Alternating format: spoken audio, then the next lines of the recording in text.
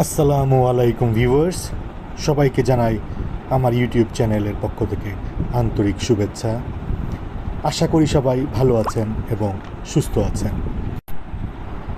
আজকের এই ভিডিওতে নো দ্য প্ল্যান্ট পর্বে আমরা জানব সফেদা গাছ সম্পর্কে। সফেদা বাংলায় অনেকে যাকে সফেদা বা চিক্কু নামে চেনে। এটি একটি খুবই সুপরিচিত ফলের গাছ। এই গাছকে চিরসবুজ গাছ বলা হয়, কেননা সারা বছরই এর পাতা সবুজ থাকে। সফেদা গাছ সাধারণত 30 থেকে 40 ফিট পর্যন্ত উঁচু হতে পারে। এই গাছের পাতা সাধারণত লম্বাটে এবং ডিম্বাকার হয়ে থাকে, দেখতে কিছুটা সবুজ ও মসৃণ।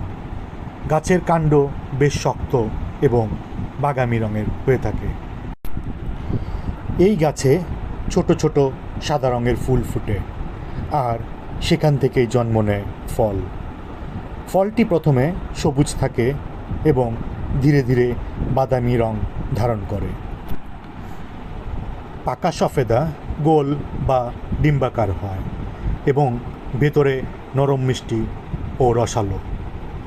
স্বাদে মধুর মতো মিষ্টি হওয়ায় অনেকেই এটি পছন্দ করে থাকে।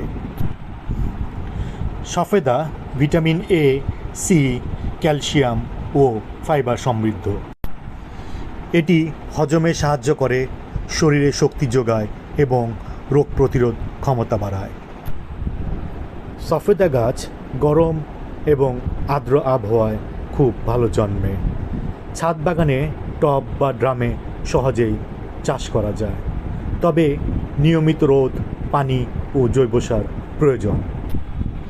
40% বাগানের মাটি, 40% জৈব সার আর 20% বালির মিশ্রণে মাটি তৈরি করতে হবে, যাতে গাছ সবল থাকে এবং ভালো ফলন দেয়।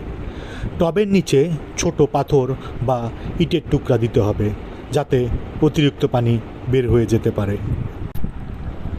বন্ধুরা, এই গাছ শুধু আমাদের ফলই দেয় না, ছায়া ও সৌন্দর্যও বাড়ায়।